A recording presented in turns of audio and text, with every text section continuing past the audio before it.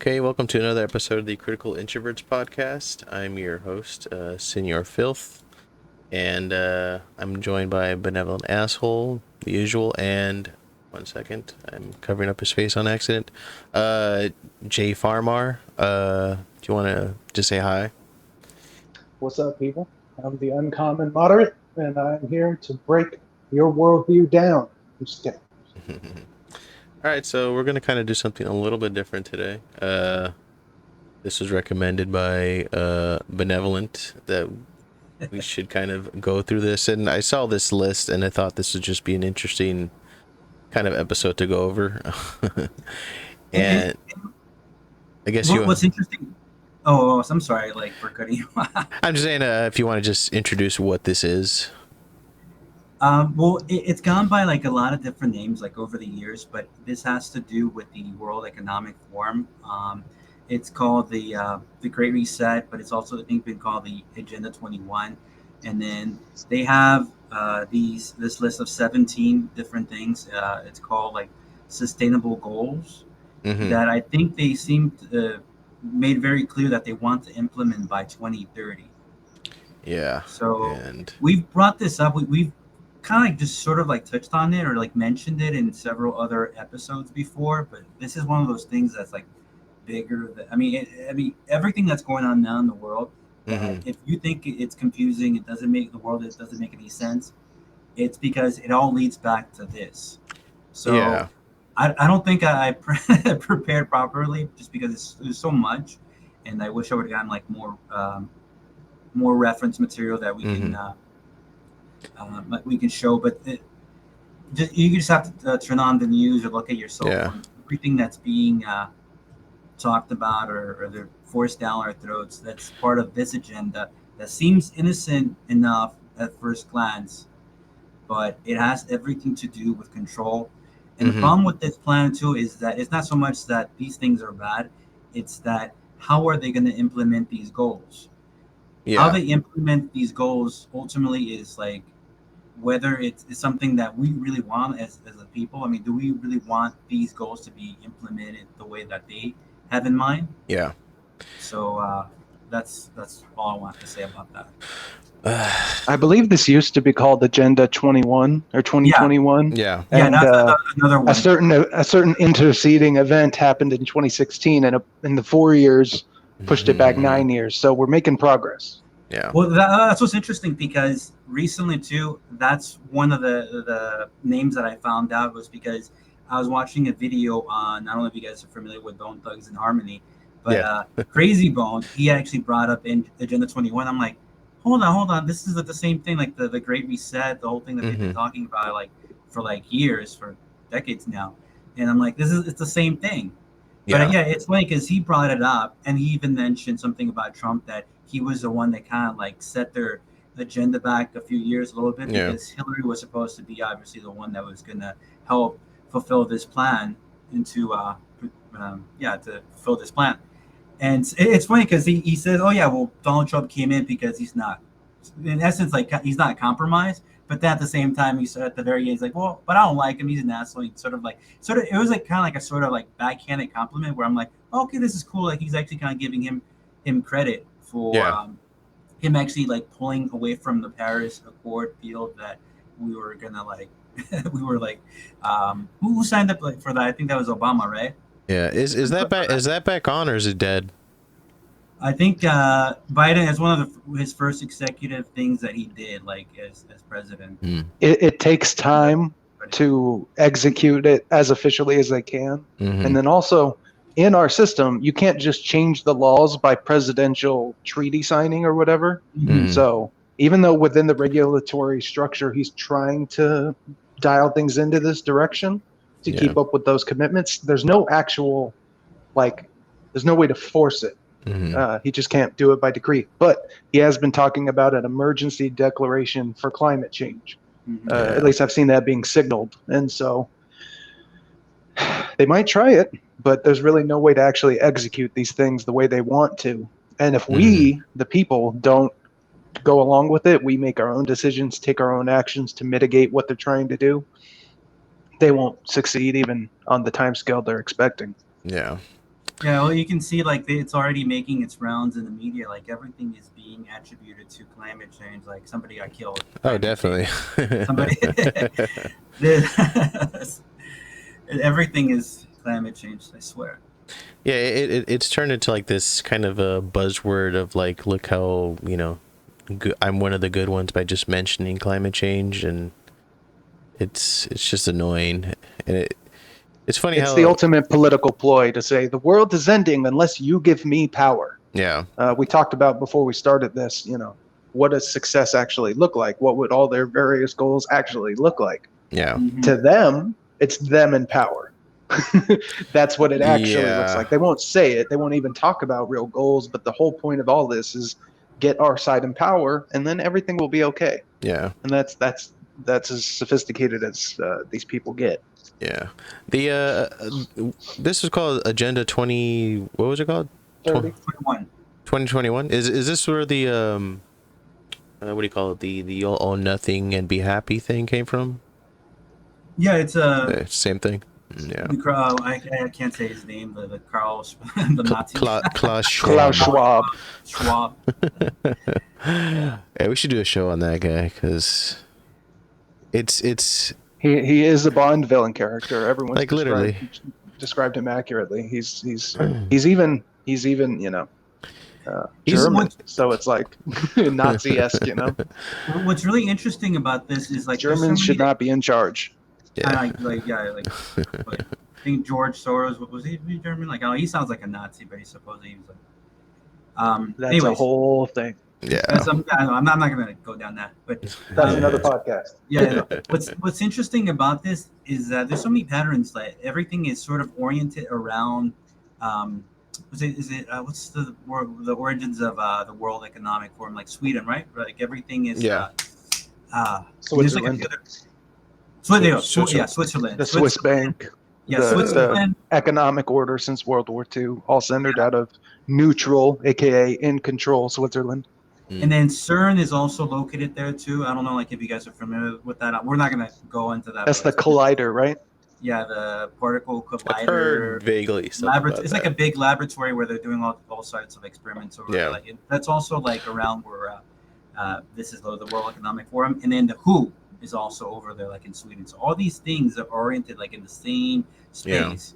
So I don't believe in. They're all located in the same country. How They're all convenient. good. Yeah, like within like I was looking it up like a while back, a few months ago. It's like they're like literally like next to each other. Like it's all like they're all oriented like almost like right next to each other. Like it's done. Well, yeah, it was done like on purpose.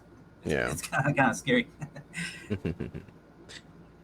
I guess we should just kind of start. I mean, this is a list of goals that they have. Who's the organization that's putting this out there? Is it That's the World Economic. You can It's see like World the it's World the Economic logo, Forum? Yeah. stamp, the World Economic Forum. The little Okay. stamp right there, like Oh, okay, I see. Above the sustainable Sustainable development. Okay. yeah. We should go to that specific point on the first category you were talking about, because I had something that it made me think of that Yeah. I think would be worth getting into. Yeah, I'll get to it in a second. Okay. Yeah, so we're just gonna go through these, maybe not all these, but the ones you want to point out, these little things, and we just kind of want to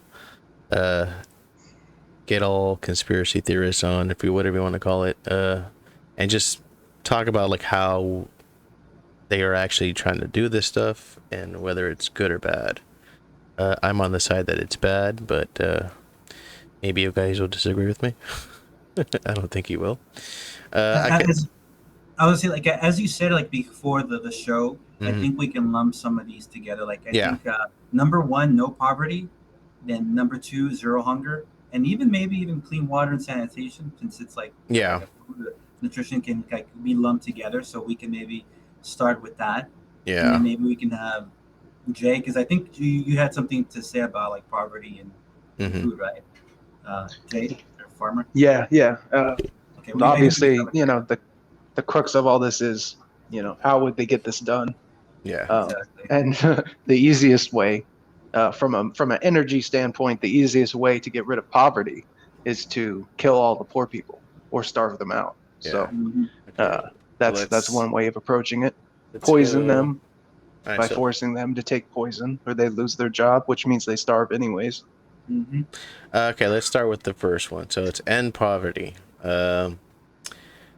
Okay, so It's worthy of note to say that Jesus said in the Bible that the poor will always be with you. mhm, Those, in other words, those who are incapable of covering their own cost of living in capitalist systems will always be with us, and that's true.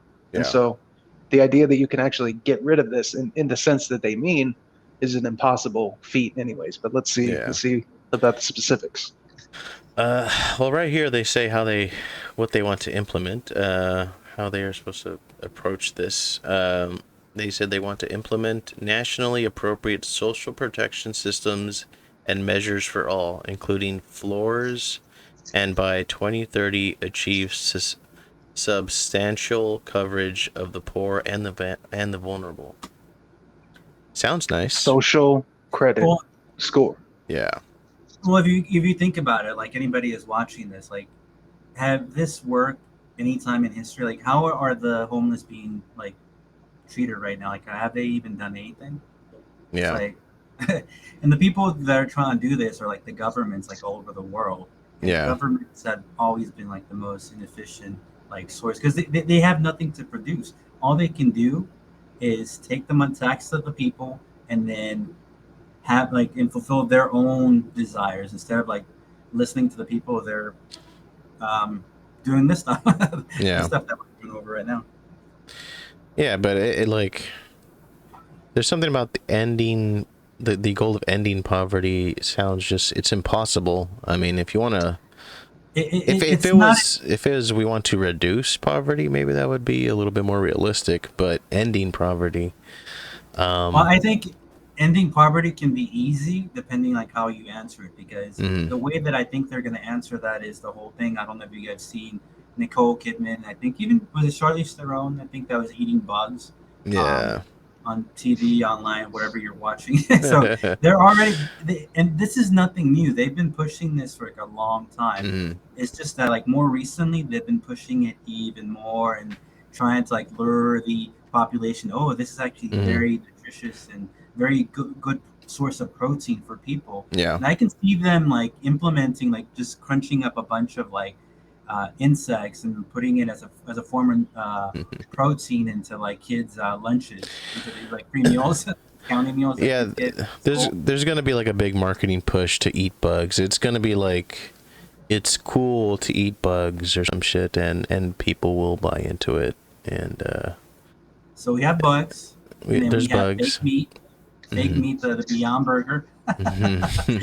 God knows what the hell that's made out I've of. had that before. It tastes like shit. It's not Yeah, good. I've never had that. It Before. tastes kind of like spam. It's not good at all. I really don't recommend it at all. Get something else. You know, But like for like even like if I was like a vegetarian, hmm, I would still somehow find a way to have like steak grease or some kind of like real meat yeah. grease on some of my vegetables because the vegetables are I'm not the biggest fans of vegetables. I still eat vegetables, but like Hmm. just the grease that comes out of like meat and like if you mix that with like vegetables and yeah, vegetables can be super delicious as well. But just Yeah. alone to make a burger, it just doesn't work. Yeah, veggie burgers, like the best you'll get is one that It's the tastes kind of driest. all right, but they're not And very good. the irony is, with that lifestyle, you're killing more animals Yeah. to try to do it because when you go heavy on grains and like big ag products, uh, you're killing a bunch of animals in that little flock. Whereas if you were eating just grass-fed beef, all Hmm. those animals, especially if it's a good farm, they Mhm. still live there. Like the cows aren't killing them; they're Yeah. not being torn up in the soil. And it's one cow could feed a family at least for a year. Yeah. You know, And the other it thing too, just like doesn't make any sense. and the other thing too, like some people kind of attribute being vegetarian or eating bugs as healthy. Hmm. Maybe that's something you, but and I respect that. Like if you want to be vegetarian or you want to be vegan, and you think that you're contributing to the welfare of the planet, or you're doing something, or is it just for yourself? I respect that. The Hmm. thing is, like, not everybody responds the same way to foods. Like some Yeah. people need more protein, some people need more fiber, more vegetables And like if you look at the people that built all these skyscrapers, like in New York and like LA, all these like what do you call them, like blue collar workers that Yeah. like work with their hands. They're Yeah. not gonna like spend like what 16-hour shifts in And have a salad and shit. have a salad. No, they're gonna like eat like a big, even like they have to go Taco Bell. They're gonna eat Taco Bell. Yeah. That's not the best protein, but like they want something like something meaty, something that's gonna give them like some energy. Yeah. And being vegetarian or being vegan, that's a luxury. That's kind of like a privilege to be able to do that. That's something like if you're rich and you're able to like pay even more money to get something, because you're actually from my experience from like the vegetarians that I've talked to, is like they end up spending a lot more money buying like for their diet, and on top of that they have to like supplement with like vitamins and all this weird shit. Yeah, all this weird stuff. So what's the point? Yeah, or like our vegetables and fruit have something like 10% of the micronutrient value that they used to. And so even like making this and talking about this in terms of beef or meat versus vegetables versus bugs or whatever, it's like what kind of meat? You know, are you talking about GMO chicken? Or are you talking about grass-fed organic beef from the farm across the street? Are you talking about vegetables that are frozen in the store? Are you talking about the ones just left out at room temperature? Are you talking about ones you've grown yourself? Are you talking about chicken eggs from home? And if you've actually eaten these, not if you listen to whatever the internet or a study or some organization that's bought out tells you, but you just eat it yourself, you don't need any more evidence that there's a giant difference in the quality. Like if you eat a sick animal, it's not as good as eating a healthy animal. And so the diet of the animal has to match that. And there's other ways of going about what we've been doing to make it work. Hemp seed is a good substitute for corn feed for cows, even if you want the extra calories. So and it's better for their system. Yeah. And so there's lots of ways we can go about this, you know, and to demonize it in these broad categories. Like I'm by no means, you know, some credentialed whatever, but I've studied sports nutrition enough to know that, you know, these basic things are real. Yeah. And plus, I gotta admit, like a lot of the like vegan type people that I've known, like they're some of the most like sickly looking people I've ever met. I don't know what it is. Sick all the time. Like they're really scrawny. They look like. Hey guys, I have a riddle for you. Go ahead. What's the difference between a vegan and a communist? Nothing. They're both assholes. I've never heard that one. I was going to say something about red meat or something like that, but okay. Yeah, there's definitely been like a decline in food. Like I've noticed it because I love food. Like all of us love food, I'm sure. And like just specifically on eggs, I knew there was something wrong with eggs because I eat eggs almost every day just because like I love eggs. But I've noticed that they kind of like come out kind of sort of like plasticky and they don't cook as well. Almost like they like watered down or something. They're not like really, they're almost synthetic. Yeah. Made because recently I'm not a farmer, but like I've acquired some ducks, and those ducks they've laid eggs, and I've been able to notice the biggest difference like between the eggs that the ducks make versus the chicken eggs that I get from the store. Yeah. Because I was like the first time like I got like a duck egg, like I tried cracking it and it's like hard to crack. It's like super it's a lot harder. So it takes more effort into like breaking the duck egg. So I broke it and then I put it like I cracked it and I put it in the pan. And it's you could tell like just by like when you're like kind of like wiggling it and like moving it in the pan, you could tell it's like thicker and you're like, oh yeah, this is like like you're like savoring like this is like real egg. It's not like synthetic or it doesn't feel plasticky. It's like thicker, and then you eat it, and it's like you can feel the difference and you can taste the difference in these duck eggs versus the chicken eggs that we have now. And I know I know duck eggs were like better, but back in the day. But I have heard too that I never had duck eggs. I don't think I've had them, but I've only heard bad things about them. Oh, really? Compared to like chicken and quail eggs, not nutrient wise, but they're just a little gummier than normal eggs. And that doesn't sound appealing. To me, it's like it's thicker because the thing with me is like when I try cooking the chicken eggs, like just they don't they kind of like stick to the pan. And it's like almost like they're Right. synthetic or they like water. So I don't like that. But when I tried the duck eggs, some people may not like that. It's like a little chewier or thicker. But I like that. It feels like it's like more. It's not made out of plastic. It feels like It's more more substantial. solid, more substantial. Exactly. So that's what I noticed that actually to me in my opinion tasted better. Yeah. There's something about like when something actually is pretty like you know where the source came like where the food source came from, it always tastes better. Like why tacos in Mexico taste a lot better than tacos here. It's because it was from a fresh killed you know, pig or some shit like that. Like you can taste the difference instead of something that you bought from a store. And yeah, I like one thing I noticed from I was looking through this list, like there's no mention, like there's no advertising like self sustainability on this. It's very like we'll take care of you kind of shit, and Yeah, that's exactly. really creepy. Yeah, the last thing they want is independent citizens. They want everyone sucking on the government tit. And unfortunately, 2020 and all the PPP loans and all that stuff, a bunch of people that had never taken government money before were forced to take government money because they're literally like things were shut down. They had no other option. It was that or die, or that Yeah. or go out of business. And so a bunch more people have tasted that poisonous milk, and they're like, I like it. Easy money. And that's very dangerous. Because it's not sustainable. If all the producers start going to getting subsidized and they're not getting their money from actually producing, then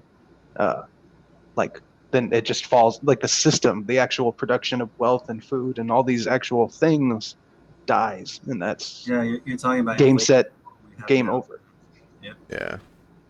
I'm on number 2, Zero Hunger, and there's some interesting things. The one thing that really kind of is cigarettes for everybody.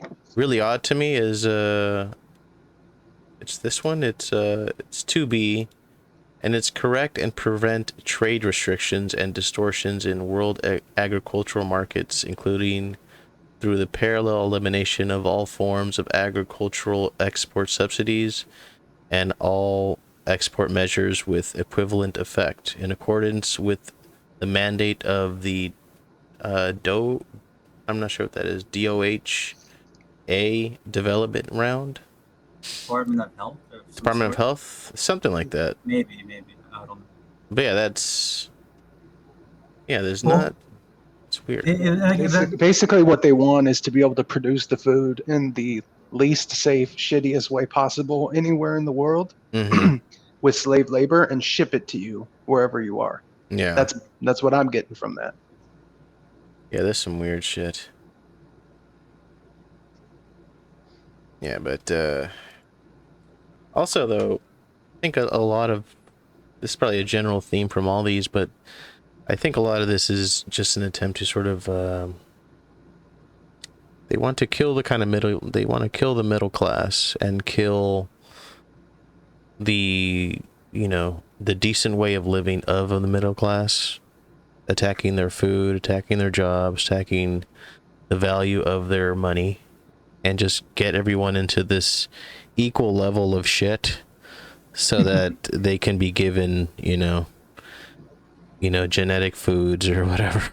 And they want the 99% to be highly productive slaves. Yeah. Like when I first heard that, you know, you'll own nothing and be happy thing, I just kind of, it read to me of like, you'll be controlled and you won't have the power to do anything about it. And you'll be happy about it. You'll be told to be happy about it. Well, the thing about that is that's a way to control your behavior. So maybe you're complacent, maybe you're able to survive, but it's like what Jay Farm was talking about. Like it goes to the whole like social credit. What's it called? Is that what it's called? The social credit system where Score. score. There you go. Yeah. Score that they have in China, where they're watching you. It's like as long as you do exactly what you are told, we'll make sure that you have your portion of bugs. We'll make sure that you're able to get to work. You're able the card that we provide for you. It won't be yours, but we'll make sure that Yeah. you're able to access a car, like rent a car, and then you'll be able to live in our little cubicle, this little 5x5 sort of like box. We'll have Yeah. that for you. And as long as you don't say anything about MAGA or mention anything from the revolt, you'll have all those luxuries. Yeah, the F word will be considered. The F word will be changed to fuck to freedom. That'll be the F word. Yeah. And But it goes back to like that one book I wanted to. I don't know maybe if it's a good idea to even mention it, but I'll just maybe mention it briefly. The Kurt Vonnegut book that I talked to you. Oh, the creature from. Oh, that's another one. That one's about like the Federal Reserve, but no, like the Kurt Vonnegut book had to do. I forget the name. It has like a weird name because it's like something, but it's about the. It takes place like in 2030, and anybody that speaks out or anybody that's intelligent, all the intelligent and beautiful people who are being chained. Like, so the more intelligent you are, the more handicaps that they put on you. Maybe I'll find like a picture. There's like actually a drawing where this one guy that has all these handicaps because he's like super handsome and then he has like all these. He's like, is that Brave New World? No, it's I gotta pull it up. It's a fiction? It's fiction. It's not 1984. That's Orwell. No, it's not. No, it's that was 19. Yeah, that was 1984, not 2030. Yeah. No, it's 2030. See, I have like, you see the picture, but okay. Let me. You guys can keep talking. Let me see if I can find it while we keep talking. So. Yeah, but one thing too about this like ending world hunger thing is part like I think a lot of us have seen like all the farms being put on fire, and also what was that in Kansas when all the cows were dying out of nowhere from heat stroke or something like that? Was it Kansas? Yeah, it was like Kansas, maybe Arkansas. Yes. How many was it? Was it 3,000? I think, or 3,000? Something like that. Yeah. So I think it was pretty big. We have like 200 something million cows in the United States, or at least we did a few years ago. And so I thought it was like hundreds of thousands, like 300,000 to 500,000. Yeah, died very quickly. There's that. But yeah, it doesn't even make sense because like certain people will be hungry no matter what. Like if you're drug addicted and you don't even like if you're chasing drugs before food, you're not going to go sign up for welfare. If you do, you just trade it for the drugs. Like and that's a extreme case, but like yeah, it's the art of these people to, in the name of good, take control and do bad. And it's so difficult for people to have those parallel levels of thinking where it's like what you're telling me and what you're actually doing don't have to be related at all. You know, I learned that from Obama. I learned that you can have the most sweet honeysuckle, just beautiful rhetoric. Every time he spoke, I was like, yep, he knows right where we're at emotionally. He knows where we're trying to go. He knows what we should do. And the reality was never, ever in line with that. Yeah. And that's why he got the Nobel Peace Prize 2 months into being president. Was there ever a reason or no? So the standards for that were bullshitted into cooperation. So it's like if you create cooperation amongst nations, even if they were already cooperating or they weren't actively in an engagement or war, that qualifies you for the Nobel Peace Prize. Now, to me, idiot over here, peace exists in contrast to conflict. And so you would have to resolve conflict in order to get the Peace Prize. Yeah. Obama took us from 2 wars to 7, 6 at once. But Uganda, I think it was Rwanda or Uganda for like a year. Yeah. And it switched to something else. But he engaged, like he killed a lot more people, so he did the Yeah. opposite, which adds to this whole propagandistic nature of this stuff. Yeah. He was the worst killer. Didn't he have like the most drone strike deaths out of every president or something like that? So Trump beat him on that, but Trump also made progress and also started no new wars. So I'll give him a pass. Yeah. On that, but technically he put more drone strikes out there, and I think he killed more. But when we're fighting ISIS for Syria, I don't really care if you kill more. That seems to be what we define as success. So yeah. Yeah, this is just weird. Yeah, but also you mentioned like when people are eating more vegetables, like they're actually leading to the deaths of more animals. And depending on how it's grown, but if it's store-bought, basically yes. Yeah, so it sounds kind of like if you grow the vegetables at home, you're not killing anyone. Yeah. Or anything. All right, let's go to the next one. I'm not sure what the next one's going to be. Ensure healthy life, super well-being. I'm not sure how they even really plan to implement this shit. Because I mean, which one are you looking at? The health, good health and well-being. I mean, it's hard to trust this when COVID happened and really showed how just corrupt like the hospital and health system is. So yeah, exactly. This is well, with that one, like just all I can say about that one is that if you look at how they treated COVID, like it was all about taking this like magical sort of like band-aid, like okay, this is going to solve everybody's problems, instead of like catering it to like what you need. Yeah, it's not like one solution for everybody. It's like and so it's like you could be out of shape and then take a vaccine and supposedly you're like healthy. So yeah, I think that's the way that they're kind of framing this. Like, well, it's not really about being healthy, it's about like taking like the medicines that they have for you, because that's like what they consider being healthy. It's like, oh, we have the latest of the state of the art medicine, so you take this, you're actually healthy, even though you don't physically look healthy, you don't feel healthy.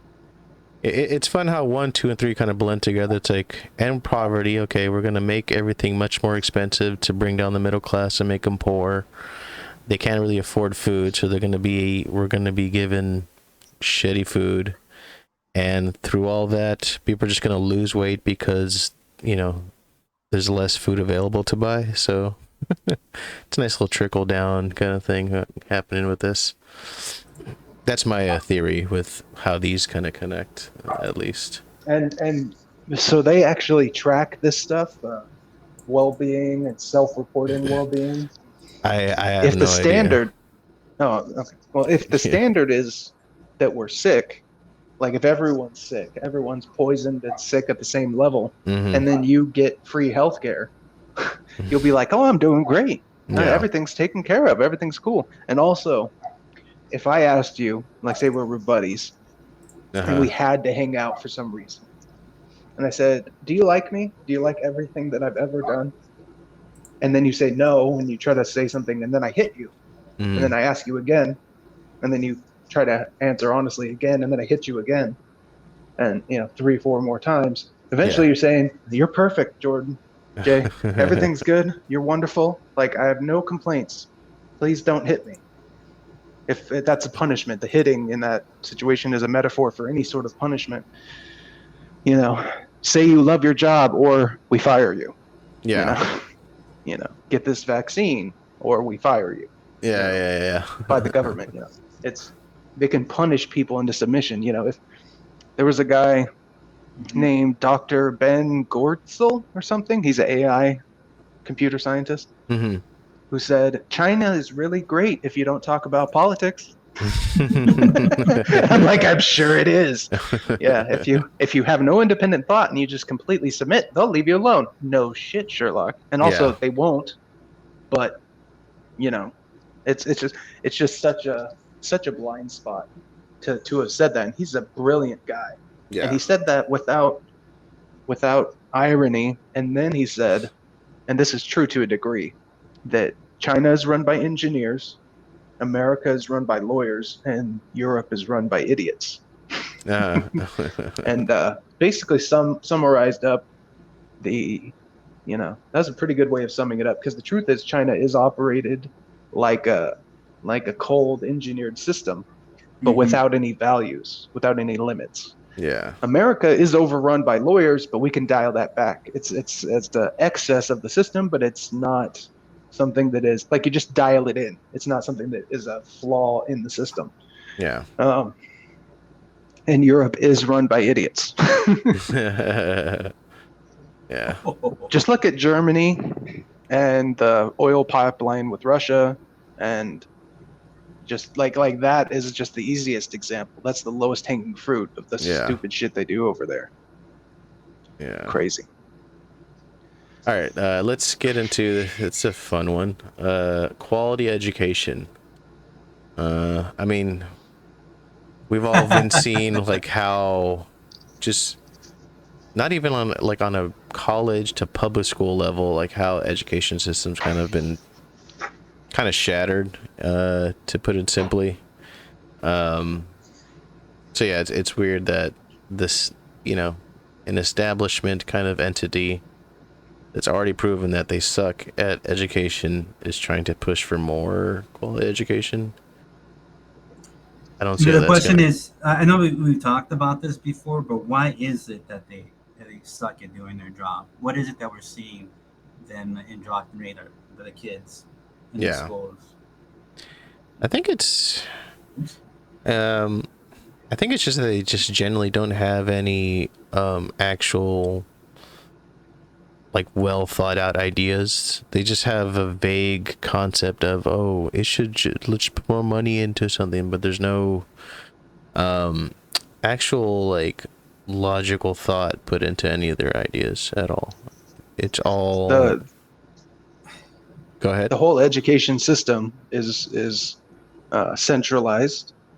They tell you what the truth is. They tell you what the facts you should know are. They don't tell you to go research for yourself. Mm-hmm. So all the problems with the centralized system are there. It's siloed in America. It's not necessarily this way everywhere. Belgium. I just met some Belgium tourists in California.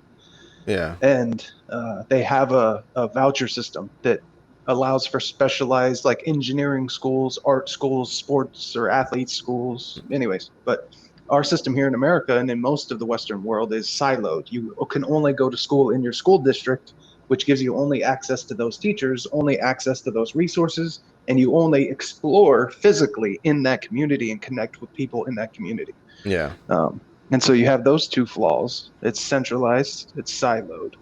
It's intentionally made to be to exaggerate economic inequality here in America, because it's all property tax funded. So the richer communities get more money per kid, the poor communities get less money per kid. Yeah. And then finally, just the simple evidence of the fact that we are the dumbest generation that has existed, and we have the most access to information, and we do the worst job of sorting through the bullshit.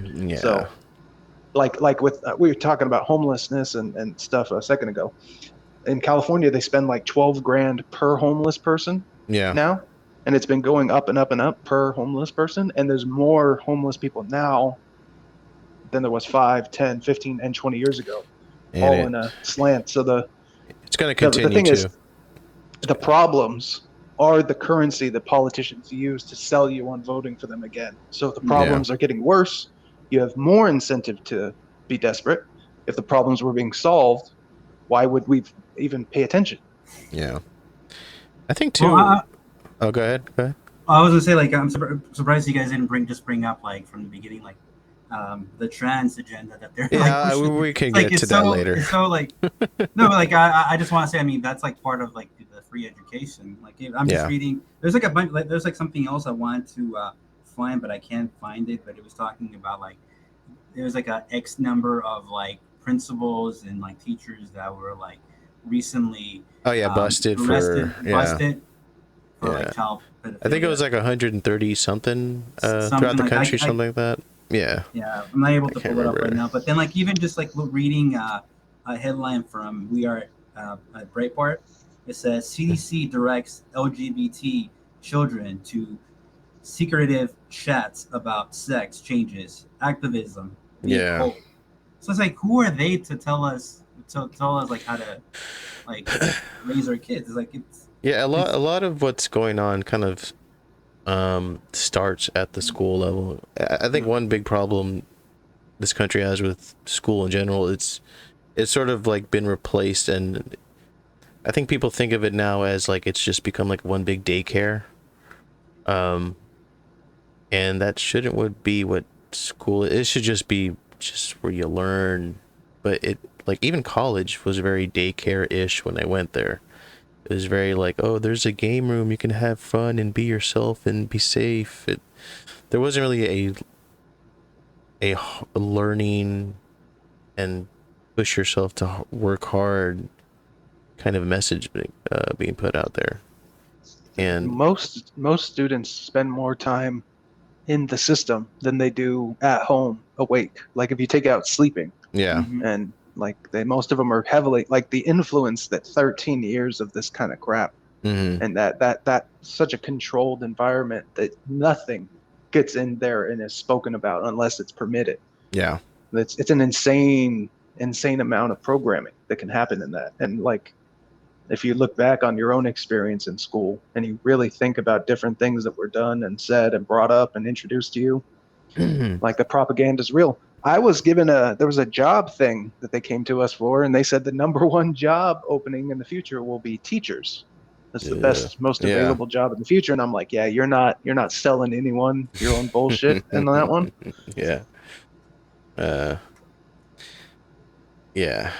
But I mean, also too, like if you think back of like all this school you had, I mean, most of it was kind of pointless. I mean, I could ring off like so many subjects and shit that I've taken that I've never given a shit about. Even in college, like it was just, who gives a shit? So yeah, it's interesting. Like I'm not gonna put my kids through that. I'm just gonna have them probably learn what they need to, but all the filler stuff, if they are not interested in it, then why put them through that? It's become weirdly outdated. Yeah. If you become a parent, and you're above average intelligence, especially like well above average intelligence, then you're probably better off just trying to teach your kids how to teach themselves as best you can. And if you're not one of those parents, then you should find someone who is and start to like try to trust them. Now, I'd like to see us build a parallel infrastructure for education in this country. Japan has a wonderful system. I did a paper on it in school called Juku schools, and it's literally the public school sucks so much that after they leave public school, they then go to real private school and learn the actual stuff afterwards, and it's usually paid for by the parents. Yeah. And now, unfortunately, that's very expensive, and it's not available to everyone in Japan. So you got to be, economical and try to have a cheap, inexpensive way of doing it, so that you could reach everybody, and so that sponsoring other kids is relatively cheap as well. Yeah. Yeah. So that's really our only shot, is good old free market capitalism. Yeah. Yeah, they're trying to destroy completely like competition, and they don't want. That's why everybody's getting the trophy. They don't want anybody to be better than the next. Like if you work hard, you can't be better than the person that didn't try. Yeah. And it goes, and the reason I'm bringing it up is because I wanted to bring up the book that I was talking about, and it's the Kurt Vonnegut book. It's a short story, and I think it was in one of it was called Welcome to the Monkey House, but Welcome to the Monkey House as multiple short stories. And the short story specifically that I'm talking about is called Harrison Bergeron or Berger. am I able to like share the screen? Borgeron? Is it something about like that like people were like beautiful people were turned ugly to like equalize? Is that the story? Yeah. Like I've heard of it. Yeah.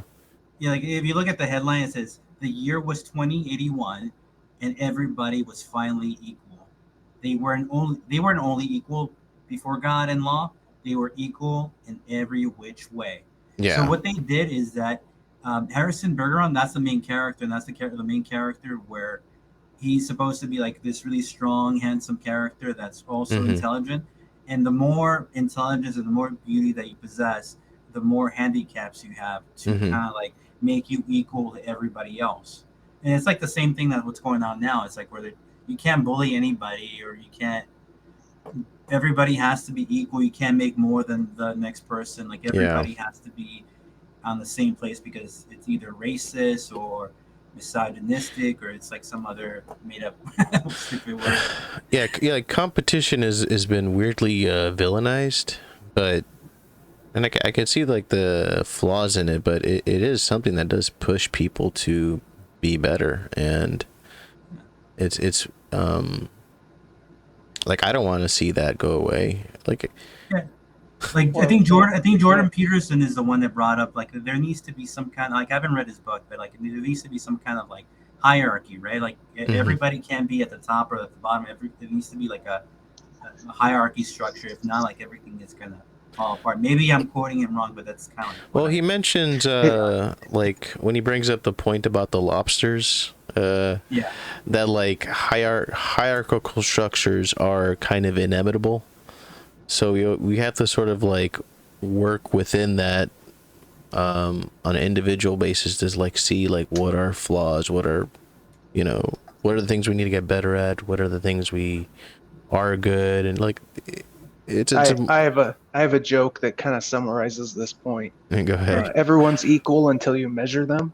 And so basketball, football, powerlifting, IQ, academic achievement, all this, like anything that we try to do, and we have genetic variation as a precursor to this, which is that is what we're doing.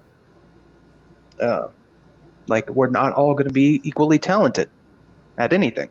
Yeah. And that's sort of where the poverty argument enters the whole political arena, because we do have to do something about poor people because they are real. Not everyone is going to be at the top 90% or whatever. Not everyone's going to achieve in that particular game of capitalism at the same level, and some people will fall below a sustainable level. And so we got to do something about that. But the point is, he doesn't even just say that hierarchies are good to be in tune with. He says that it's just a law of nature. Yeah. Whatever system, there's a hierarchy within that system. And it's true. Even these communist systems that have been implemented, it becomes social connection, political influence, and these other hierarchies that influence your ultimate status in society. But that status and that hierarchy of status cannot be removed. It's like baseball. Like I don't know, like if you guys are familiar with baseball, like I think most people would agree that the pitcher is like the most important like player on the field because he has a lot of control over what's going on. But like, and then maybe the catcher might be the second in terms of like hierarchy. But not everybody is going to be equally good. So not everybody is going to be a pitcher. Like you're not just going to force somebody that sucks at pitching to become a pitcher. You're going to get the person that has control and the person that can throw the hardest, and then you're gonna like train them as hard as possible. Yeah. And everybody else, they're gonna find their place, but you can't force them into somewhere like to play something that they're not good at. Yeah. Because then eventually they're not gonna be good at anything. But if you sort of cater to what they're good at, well, maybe they're not good at pitching because that's like a very important role. Maybe they can be second base. Yeah. Because first base, like they just had to throw to first base. But if you try to force them to become a pitcher, that person that could be an awesome second baseman, if you try to force them to be a pitcher, they're never going to be that second baseball player, second baseman that they can be. Yeah.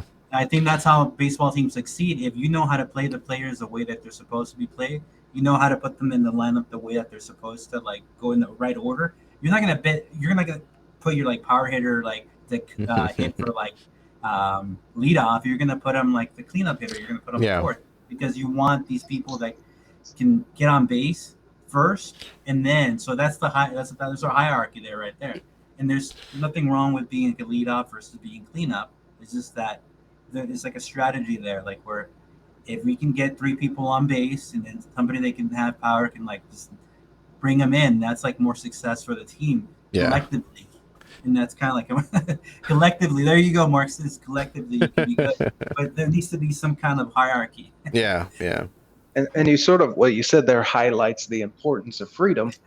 When you have a bunch of industries or a bunch of industries that require different sets of talents that exist, people with a certain subset, like a lawyer, can be put into that position and succeed. But if you took that lawyer and put him with a bunch of engineers, or you took an engineer and put him with a bunch of artists, like he's not going to, it will not succeed as much as they would if they were in the right field for their temperament. So that's one reason why freedom is necessary, and also one reason why it works is because it allows everyone to leverage their own talents, and we have the measuring stick of money to assess across all those hierarchies.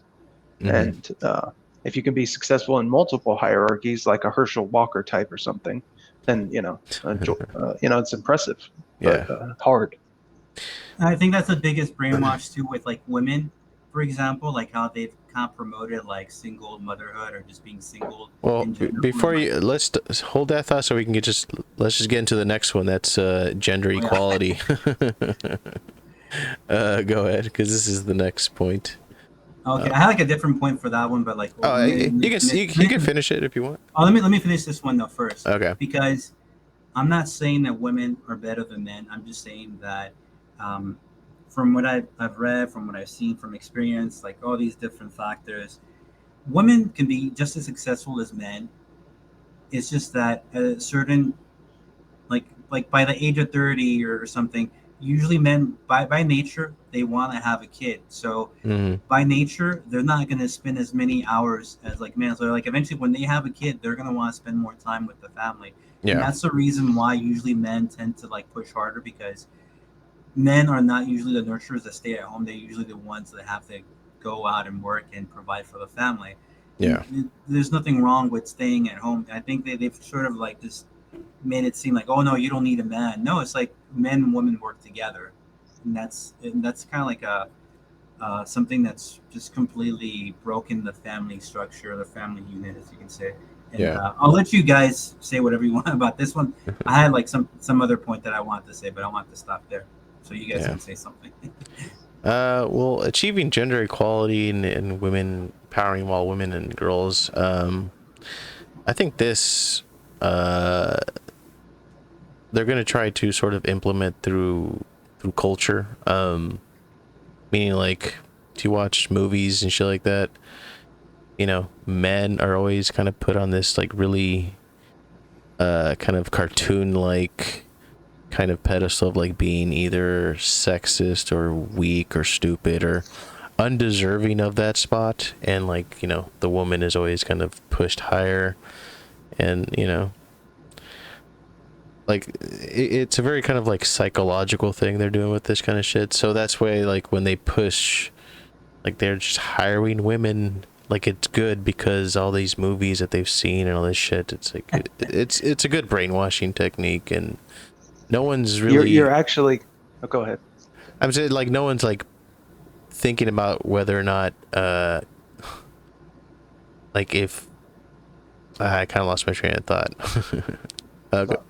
Go ahead though. I was just gonna say, it's not you're giving them more credit than they deserve. They don't even care about being consistently this way. It's only the jobs that are nice that men do that pay well that they want equality in. They don't want equality of bricklayers. They don't want equality of sewage, you know, of septic tank engineers. They don't, you know, they literally don't want, you know, equality of the hard jobs, but they want equality of the good paying, easy, you know, cushy jobs. And no one takes it the other way. No one says we need more men in nursing. It's a crime that men are being systemically removed from nursing. Like no one would ever say that. Yeah. And it's women in jail. More women in jail. Women need to be incarcerated more. We need equality, guys. Equity, diversity, equity, inclusivity, transgenderism. We need a diet, guys. We need a diet. Yeah, but like, what does it even, like, I think we mentioned earlier, like, what does equality even look like in as far as gender equality? And which genders and how many? And if it's always growing, how do you calculate that? Even if we wanted to take this seriously, like how do you even calculate that? And the easiest way to an average income under the system is to create a new gender, call yourself that, and then demand to be paid, on average with all the other genders. The problem with this is that how can you even like have gender equality if you can't even define what a woman is? It's like what a woman is has been hijacked by men. Like any man that wants to identify as a woman can now say, "Oh, I want my equality." Like it doesn't mean anything anymore. If the top 10 billionaires just identified as women, this would solve this whole economic inequality issue. We should just tell the top, Elon Musk and numbers 2 through 20 to just identify as female, and boom, solved. Yeah, I know that's what the joke that I made about Clarence Thomas, because I think what was the name? Kintaji. I don't even want to say her name right. Kentucky Fried Brown. I'm not going to try. Kentucky Brown. So, Kentucky Brown. She identified as the first black Supreme Court justice. Yeah. And the joke that I made last time, I don't know, one of the last episodes, like that, he should like troll her and say and identify as a woman. That way, he could be the first black female Supreme Court justice. It'd be like the first black transgender female on the Supreme Court. There you go. And he was the first, he was the first black male also on the Supreme Court. He gets to take both those titles. He gets the title twice. Yeah. We gotta say now. Yeah, but like I'm seeing like on one of these is proportion of seats held by women in a national parliament and local governments, and proportion of women in managerial positions. But the reality is, you can't force them to do a job. They're gonna take it because of the money. They're like, oh yeah, like let me have that job, let me sit behind that desk. But when it comes down to the pressure, they're gonna crack, and they're gonna be frustrated and be like, and then they're gonna start blaming all the men, and they're just gonna what about me? Like, I'm sorry, it's not like a misogynist, but it's because men. I'm not doing this. The men that wrote this, that are trying to implement this, they're the ones that are going to create this problem, because I can assure you, if somebody is unprepared and they put them in these, they're forcing them, okay, because we need to hire X amount of women into this company. It doesn't matter like if they're qualified or not. It's not going to work out. Like I want women to be hired if they're qualified, just like Trump said. Like if you're qualified and you can do the job just as well as a man, then you do deserve to make just as much as that man in that same the same title. Yeah, but also like men and women en masse are just going to have different passions in life and different drives and different things they want to get after. Like I can see far more guys willing to like put in work to like get some high paid position, like I mean a really hard competitive position, not something that was just given to them. And, these guys rally, and guys are more competitive, and I'm not saying like no woman ever can be like that, but on average that's going to be much more of a male thing, and to try to force that into you're that sort of hunger into like a female, it's not there. It's just different. We're made different. Women are smart, but they're smart in like a different sort of like way. Like Adam Carolla brought this up, that men were made to rally. Like men, a man, like if they're really passionate, they can wake up, do like full 14 hours at the regular job, then get off and then go work out for like two or 1.5 hours, and then go party, and like they can just rally. A woman like halfway into like a job might say, oh my god, like I have to go to the bathroom, like I'm not there yet, like oh my god, I have to go like this or that. Like don't make an excuse, or like I need to take a break, and it's there's always going to be an excuse, and that's fine. Like if I understand there's an exception. There's women that can rally to, I'm sure, somewhere in some other dimension. People want to ignore selection pressures and how that relates to all this. Women, men are not necessarily looking for a highly productive person. to be the mother to their children. They want a kind and beautiful person. That's sort of the top of their list. And to the degree they can be competent and intelligent and everything else, to the extent that you want that in a partner, like that's awesome. And I love that in a partner. I'm very blessed in that regard with my woman. But most men aren't necessarily as interested in that aspect and their expectations. So, and what the point of this is that women can get resources through means other than working for it. And that's just an accepted part of reality. Men can't. Yeah. Men don't. Men are never, and it's just because of the biological nature of women having to be there to bear children. If you want to have kids and you want them to be successful, you want someone there to watch them and nurture them and all that kind of stuff. You want that investment. And so you're happy to take the sacrifice. I was listening to, have you guys had Andrew Tate come across your feed? Andrew Tate? He sounds familiar. Top G. Anyways, not sure. He was just making the point. He was debating with someone and he took it a different direction, but they were debating. He had a girl who had a OnlyFans account. That was his girlfriend, and he demanded like 80% of the money from it because the way he saw it, that's supposed to be exclusively his. If you want to sell it, that's fine. But both because it's the only way that can look good, and it's also like actually a trade of value, he demanded that money or skedaddle. I don't want to be a part of you. And then they try to reverse the argument and say, well, if a male porn star makes a bunch of money, do you think most of his money should go to a woman? And I'm like, it does already. Yeah. In most cases. Like, men provide for the woman, they subsidize their lifestyle, and like that's the way it goes. It's not even a question of if that would happen. But the idea of it going the other way is like, wow, how could you ever do that? I think I have like I'm sorry. I think I have like a good example to support your point. Like, just think about the Titanic, the sacrifice that the men made. It's like, who got saved? The women and the children, and the men stayed behind. There that's because they're not as replaceable as we are. You know? And that in that sense, not in the intrinsic sense of human beings, women and children are more valuable. Children because they have more years to live, and women because they can produce humans. Men, we're soldiers, we're grunt workers, we're whatever we got to be, and we're the first ones to fall on our sword, for the rest of the population, and it's the way it should be, but that's the way it is also. Yeah. Damn, we've already gone an hour. Shit.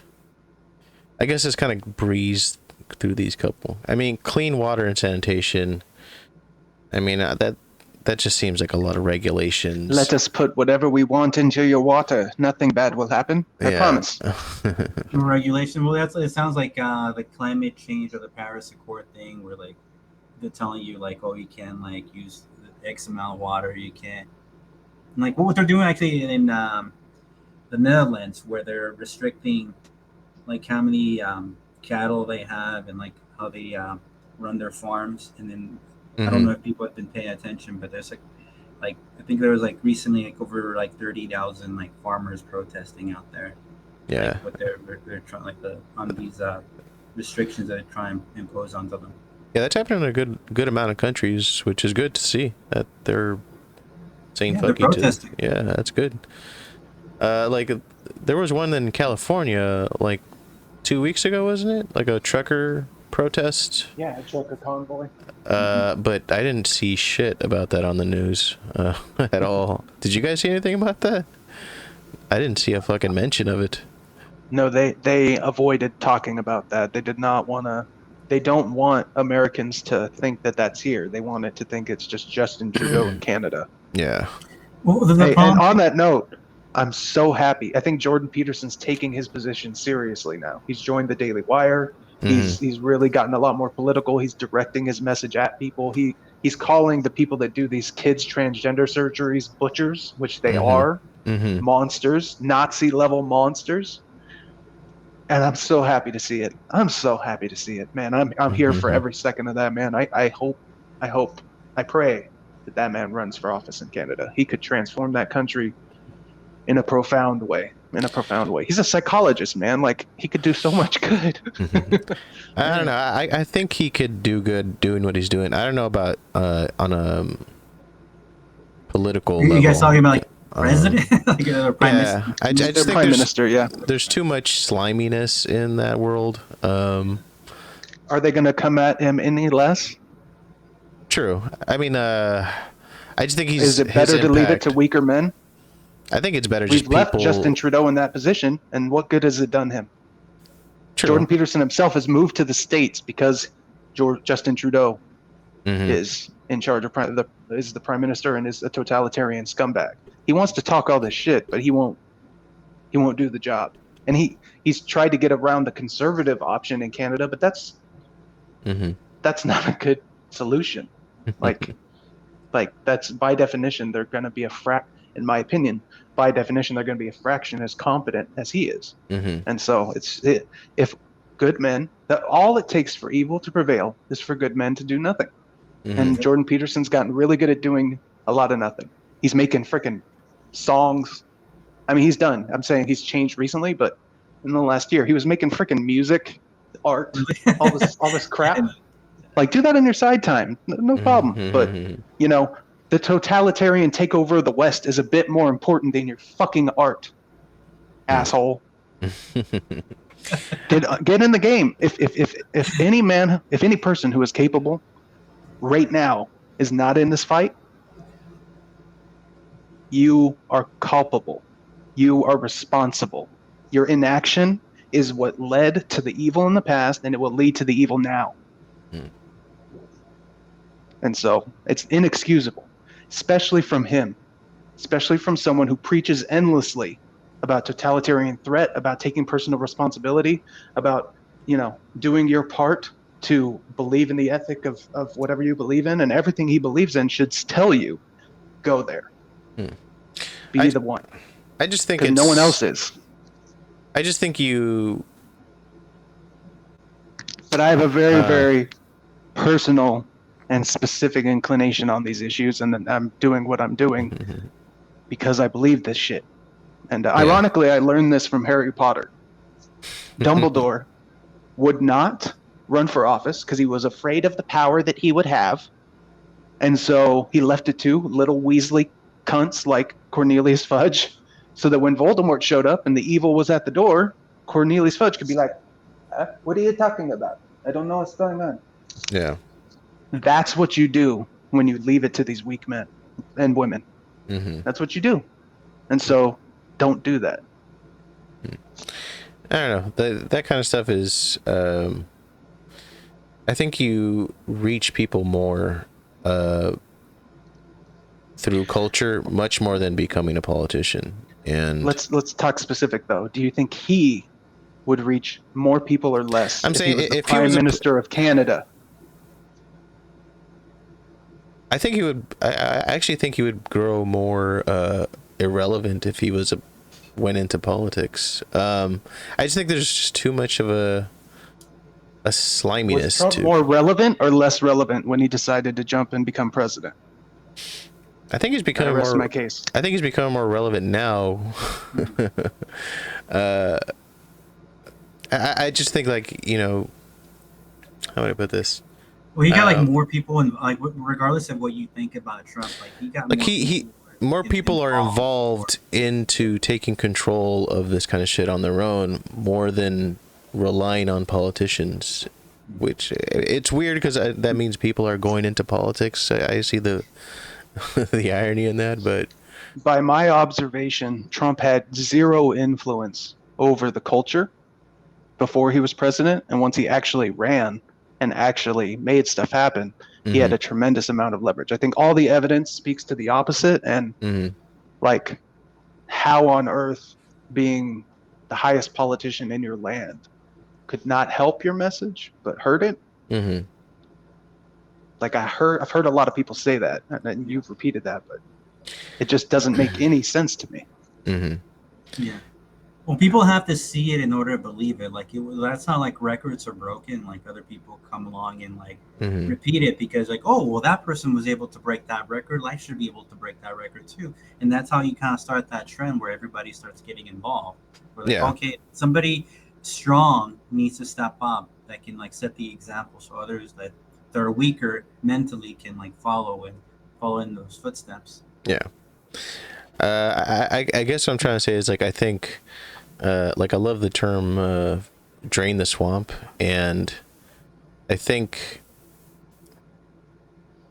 like I'm not sure how involved the government is in Canada. It sounds like it's really up in people's business, and I think like Jordan, where he's at now, he's convincing people to not pay attention so much to what their government says, if that makes sense. And I think he's making more. He's doing good work. He's doing good work. I'm not saying like maybe never, but he should never run for it. But I think what he's doing now is a lot more significant than if he just, last year he just ran for prime minister and maybe won. I don't know.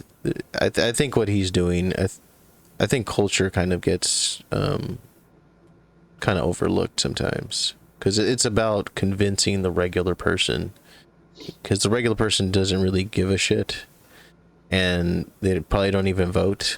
So as long as you can kind of get the gears rolling with regular people through the culture, then I think that's far more I think a lot more stuff can be done than just being a politician. But yeah, that's just my piece on it. Yeah, because I mean, like, look how, like, how many politicians here in the States, like, do you even are you a fan of? aside from like people, Maybe 5 or 6. Yeah, but that are like, actually in office, maybe 5 or 6. Yeah, but now consider like but that's because cultural. But consider like the importance that you think like cultural pundits have, like I don't know, like a Shapiro, like a Jordan Peterson, like that. Like I think those people have much more of a like their finger on the pulse of changing like the the cultural, I don't know, what would you call it, like what they're doing I think is far more important than whatever politician that is doing right now. How many businesses did their work keep from shutting down? I mean, none, but even if there was politicians that did advocate for that shit, they didn't really have that much of a say, because it was much more of a cultural peer pressure for businesses to shut down, to force people to wear masks. I think. What state are you in, Senor Filth? Are you in California? Yeah. Yeah. We're both California boys. Yeah, So, I was too. I was there from January 2020 all the way through. And yeah, it wasn't culture that was keeping these businesses that love to make money, that didn't make them close. Mm-hmm. It was the government saying, or else, that made them do that. And when you have someone in power that does that versus anything else, mm-hmm. like, that's what makes shit move. Force makes people move. And only when you can disarm the force being pushing us towards totalitarianism can you actually fix the problems. Otherwise, it's, if everyone's a strong, independent person, but no one nuts up and does something, yeah, then it's all bullshit. I know what you're saying. I'm just saying, like, there are also a lot of small businesses that just felt the societal force to put mandatory vaccination policies, force people to wear masks, because it just felt like that was the citywide pressure that they were into, like it was the good thing to do. And that's what I'm kind of talking about. Like it's affecting that kind of societal peer pressure, that societal I don't even know what the hell I'm saying now. social pressure That's affects a that lot of weird the stuff, social and pressure. it's not an arena that is not like worthy of consideration. But the game they're playing Mm-hmm. is the long game, and I don't think we have time to play the long game. Mm-hmm. We need a general like we had with Trump, and hopefully we'll have with someone in 2024 that is on the ground executing orders to make things better. I think that's the only, like, we can't fix the political system from outside the political system. Mm-hmm. You have to have someone in there that is on the field playing the game that will get the job done. And we've left. So here's the thing: for the last several decades, what I've been saying has been happening, where good men, for personal selfish reasons, decide not to go into politics because their sacrifice is not worth the collective benefit. And they don't take the threat of trying to do something like that seriously. Ross Perot tried to run, and then his family was threatened, and because he didn't have that already taken care of, it worked, and it spooked him, and he canceled his campaign. And then the chance of a third-party candidate in 1993 was dead. Yeah. And before him, Martin Luther King, JFK, Abraham Lincoln, Jesus Christ. Go on down the line, anyone that stood up against the masses and spoke truth and tried to fight was attacked. The only reason why Trump didn't get assassinated is, and I didn't realize this until recently, he's had like FBI security for like 30, 40 years. So he's had like the top of the, like back in the mafia being in charge of New York days, he had FBI people and ex-intelligence and stuff as a part of his security team. So he's been prepared for that kind of stuff as a rich individual in that position anyways. He was already prepped for that. So I kind of see like what both of you guys are saying, but I think it's like more than law. I think it's like a system of blackmail, because like with a lot of these like mandates, they weren't like necessarily like the law, but people were like implementing it. And I can understand like how Senor Filth is saying, well, maybe if the culture was like more, I don't know, influence, like maybe that would have like an impact internally in like the people, like on a daily life level. On a daily life level, maybe they could do something and not like in not go along with like this stupid crap. Yeah. And but I think the problem is that it's coming from the top to the bottom. So even if that was so, I think they're feeling the pressure from the top to the bottom, and it's like a system of blackmail. So even though they might not believe or want to enforce these mandates onto the people, they're having pressure coming down their ass from somebody else, or they're blackmailed. And they're like, okay, if you don't enforce these, this is not the law, but you're gonna like have this video, or like I'm gonna like fire you, or like they're gonna find ways to intimidate or extort people from the top to the bottom. And I think that's why I think that in that sense, that's why I do agree in Jay Farmer. It's coming from the top to the bottom. So in that sense, I think we do need to get train the swamp, or we need more good people to occupy these. Even like just in Congress, like we need more good people in there, because eventually if we can outnumber them, like kind of like the what's that one movie, Ants? Bugs Life, or like if we all get together. I don't know. I'm gonna butcher it, but you guys ever seen it? Like if they all get together, they can have a fighting chance. But not until they get together will this happen. So that's why good men need to step up and occupy these places of office, even as much as, because I hate politics, man. This is not what I do. Like I love doing art. Like I love what I do. But the only reason I'm speaking up is because the art community, the character community, they're just so weak and so just like complacent and are not saying anything. And even though like I'm a minority among them, or it seems so, like I need to say something. I'm not gonna like, I don't care what money they're offering me. I'm not gonna work for somebody, for a company like X amount of money if I need to get vaccinated, or like they're gonna force me to do something I don't want to do. Like people need to start having integrity. You can't just give it all. And I should clarify, I'm only talking about the people who have the capacity to actually affect change and do this. He has money, he has fame, he has influence, he has skills, he has a network.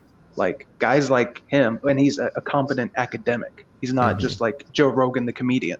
And Mm-hmm. Joe Rogan would be better than most of these fools, but he's a comedian, so Yeah. it's he's only going to do it. He's only going to win because he's famous. Mm-hmm. He's intentionally avoided politics, which infuriates me to no end. Um, and so, but yeah, I'm only talking really about the people that have the capacity and are not taking action, are trying to distract themselves with something other than running towards the gunfire. Guys like Tim Kennedy, he's a Green Beret here in the United States, ex MMA fighter, Mm-hmm. great leader. And he said himself, he's basically the way he says it is, I'm too alpha. He doesn't say it this way, but this is what he means. I'm too alpha to win. I would be bullied or people wouldn't want me in there. And I'm like, bruh, we need you. Yeah, we got a couple more. Would you guys be down to continue this for another episode, or? Yeah.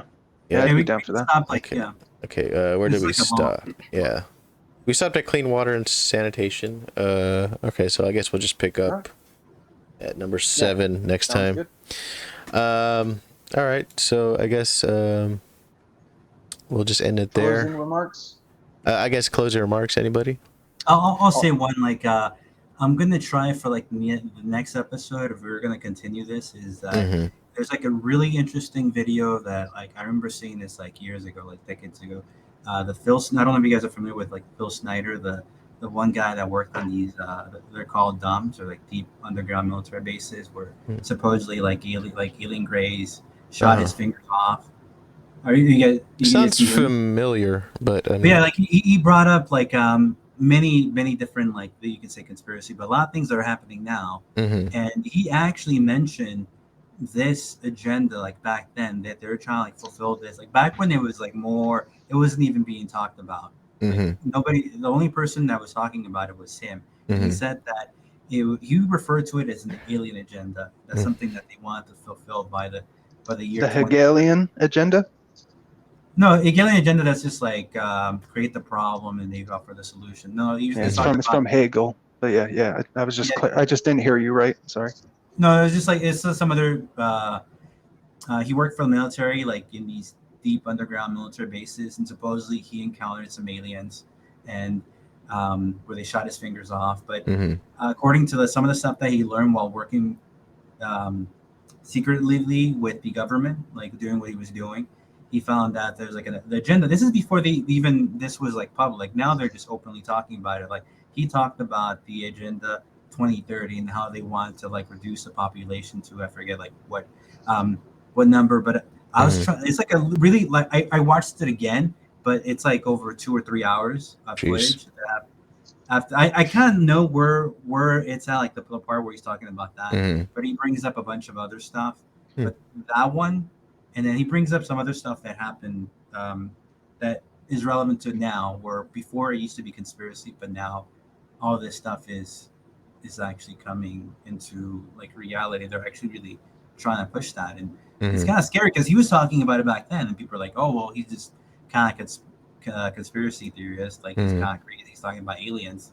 So I don't know. There's got to be some kind of truth there. Yeah. Because before back then, when I was like a kid, like looking at those videos, I was like, "Man, it's weird." It's kind of interesting." Like, but I took it with a grain of salt. But now, like looking back on it, and now like how more like it's like with the Simpsons. A lot of stuff that you watch now with the Simpsons like makes more sense. Like, watching it at like 20 years ago, like the stuff that I watched 20 years ago, like with him talking, like it didn't sink in as well as it is now. I'm like, "Whoa, shit! Like this is really happening." So for the next episode, hopefully I'll queue up the clip. His name is Phil Snyder, and he talks about a lot of like really interesting things. That'll be really interesting. Yeah. I guess for me, I mean, we'll continue this later, but I think the main message I want to put out there is maybe just don't always follow what the crowd is trying to push on you. And this is like what the message that crowd is coming from. It's coming from like a higher up type of people that really do want to kind of control you in some sort of way, and all you have to do is just not pay attention to them and live your life, and I think you'll be fine. Learn to be as self-sustainable as you can be in whatever form that takes, you know what I mean? Mentally, agriculturally, whatever you want to call it. Physically, like learn how to Sexually. maybe not that, but Well, who knows? You know, if the leftist women are going on a sex strike for XYZ, you know, they'll if just you're a die conservative woman with a liberal man, somehow do it. Yeah. Shameless plug time. Yeah, go for it, man. Yeah, go for it. Shameless plug time. Yay. If you guys like what I have to say, my name is Jay Farmer. I'm the Uncommon Moderate. And if you'd like to support me, help me get some of these things going, go kick some ass and take some names, patreon.com/the Uncommon Moderate. Join my inner circle. Join the mafia. Have a good day, folks. All right, guys. We'll see And you. thank you for having me on. Oh, yeah. No Yeah, problem. thanks for coming on, Jay. Yeah, Cool. it's been a while. All right, we'll end it there. We'll continue this countdown maybe next week if we're lucky. And yeah, we'll just end it there. See you guys. Oh, be on the lookout for my big cartel store. And I'm going to start vending soon. So be on the lookout for that. What do you mean vending? I like selling like selling some of my products at like events and stuff like that. My art and my clothes and stuff like that. All right, I'll see you guys. Peace. Peace.